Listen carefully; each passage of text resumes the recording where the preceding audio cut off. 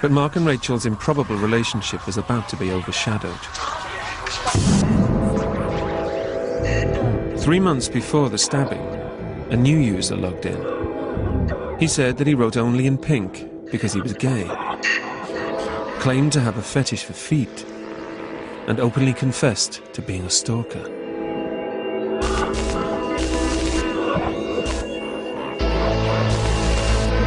I am a real stalker. I am a proper stalker. At first, nobody in the chat room believed that Kevin really was a gay stalker. But they were soon all convinced that he was telling the truth by a shocking claim. Kevin emailed Mark, saying that he'd kidnapped his virtual girlfriend, Rachel. He communicated with Mark.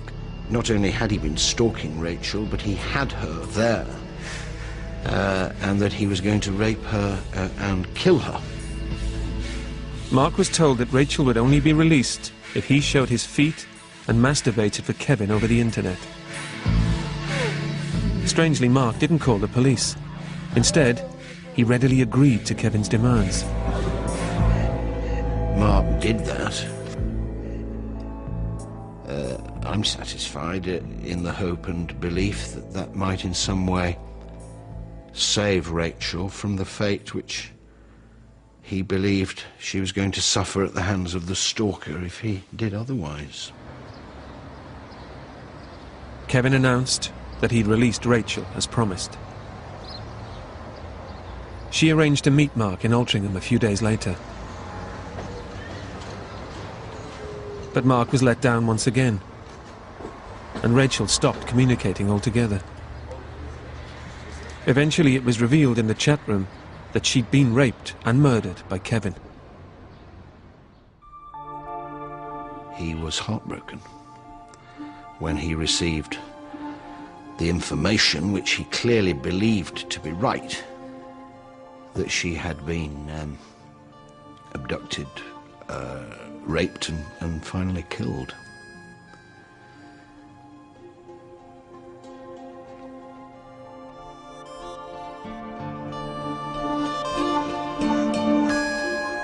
But despite claiming to have been distraught at the murder of his virtual girlfriend by one of the other users, Mark continued to use the chat room as if nothing very serious had happened. Now he turned his attention to his friend, John.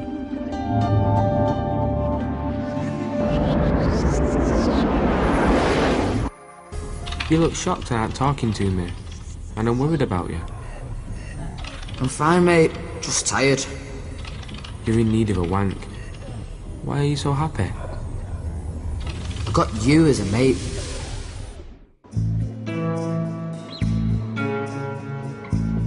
Gradually, Rachel was forgotten. Kevin, the gay stalker, disappeared. And 16-year-old Mark and 14-year-old John were becoming best friends. Then, 2 months before the stabbing, Mark was contacted by the most preposterous character to have logged in so far.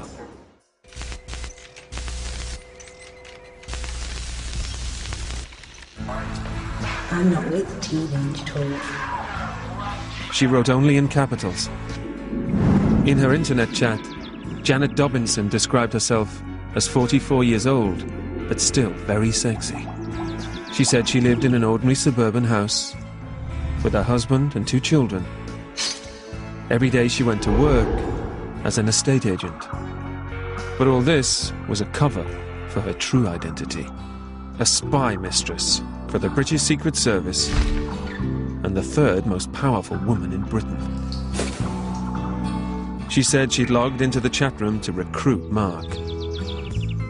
What was she offering? She was offering sexual favors. She was offering an exciting status for Mark. She was offering money. The life of an agent. Ludicrous as it sounds, objectively, now, to adults particularly, but she was offering all the things that a 16-year-old would jump at the chance of having.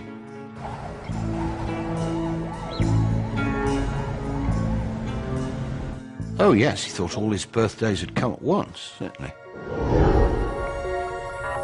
The chat had taken a bizarre turn, but to Mark, it was the stuff of dreams. And in his chat, at least, he appeared happy to play along with Janet's game. She made him swear an oath across the chat room and informed him that he was to be taken to London for his initiation into the Secret Service. The entire plan was laid out in her messages to Mark. When would London be an available option?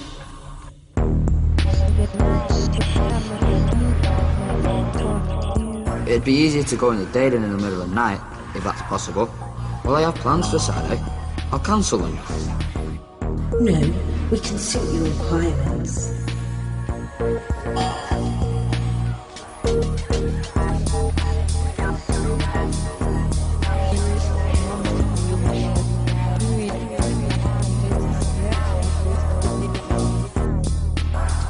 You'll meet the Queen, Prime Minister, Defence Secretary, Head of British Secret Service Protection. Many interesting people. Cool. I'm nervous.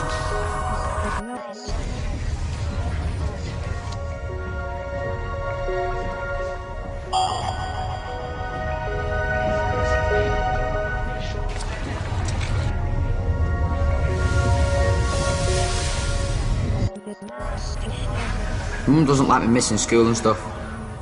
I need to speak to her just to say I'm okay. She will be sent photos every day of your progress, and 2 phone calls allowed. You will have 15 minutes briefing about how to address the Queen before meeting. It is compulsory for anyone meeting Her Majesty. Okay, well, I'll be polite as I usually am anyway. But before Mark could meet the Queen, Janet said she had a test for him. The following day, he was to be bodyguard to a mysterious character called Bell. James Bell.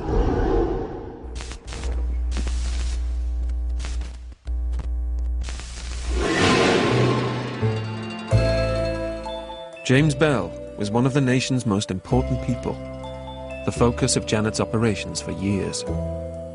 By strange coincidence, he was in Altrincham, a few miles from where Mark lived. But even more strange was the fact that he was a schoolboy. And not just any schoolboy, Mark's best friend, John.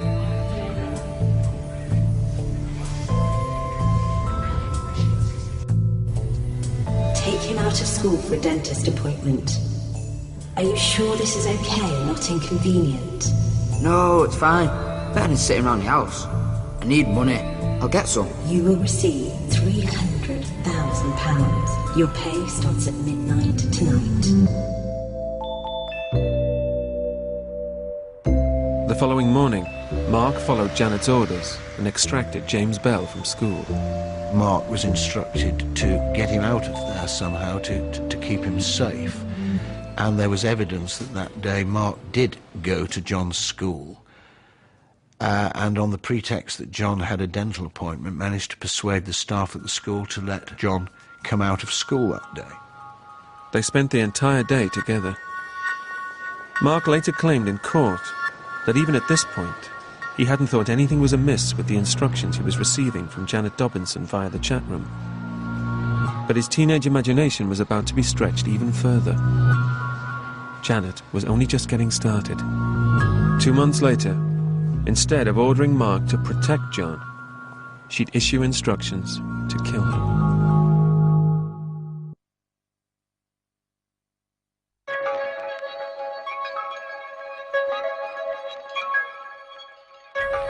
"16-year-old college student Mark believed that he'd been recruited through an internet chat room by the British Secret Service. His mission? To protect his 14-year-old online friend, John, a.k.a. James Bell. No question, Mark was completely taken in by it. Mark was not Albert Einstein, truthfully, and he was much more naive than John. I imagine many 16-year-olds would have certainly swallowed some of that which was being presented to them. But I think more than many, he analysed it less and was more ready to accept it at face value. Mark and John were using their computers to chat continuously from 4 p.m. every day when they came home from school until 6 or 7 each morning. They were never out of touch with spy mistress Janet Dobinson. She'd managed to convince him that his mission to protect James Bell was a matter of international importance. Bell, she said, was worth £568 billion to the country. At the bottom of the Atlantic Ocean is a huge, massive safe. Only a few countries know about it.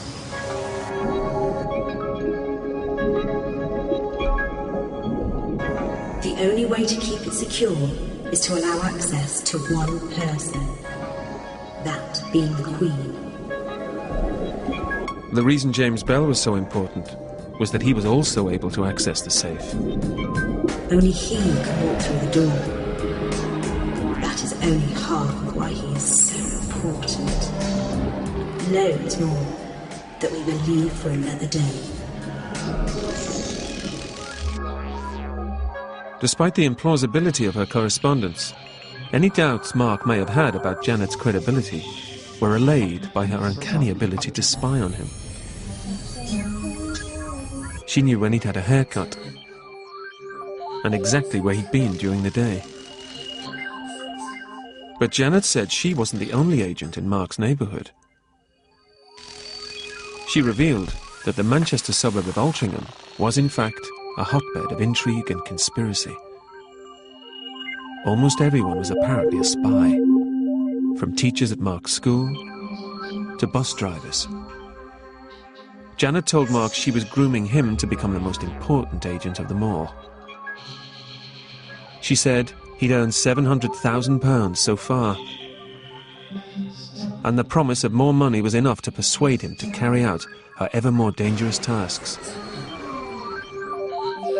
6 weeks before the stabbing, Janet, now undercover as an airline stewardess, said she'd received new orders direct from the Prime Minister, Tony Blair. James Bell had to be made to look gay. She couldn't explain why, but Mark was going to have oral sex with his friend, John. For the first time since Janet had contacted him, Mark started to have doubts about following her orders. But since she said it was a matter of national security, and that she'd be sacked if he didn't carry out his mission, he felt unable to let her down. Once they had met, they appear to have hit it off. They became very close and very friendly. But it clearly went beyond that. To the parents, these were two young lads who were becoming friends. But of course, what was really happening was that Mark was receiving instructions from Her Majesty's Secret Service to become a secret agent. On one occasion, Mark spent the weekend in John's bedroom at John's house. Again, he was persuaded that out of duty to Britain and the Secret Service, he had to perform a sex act on John. But at its most bizarre point, the mission would have to be suspended. The secret internet world that the boys had become involved in was about to be infiltrated by yet another uninvited guest, John's mum. John's days off school hadn't gone unnoticed, so she'd logged onto his computer to find out what he was up to. It led her straight to Mark.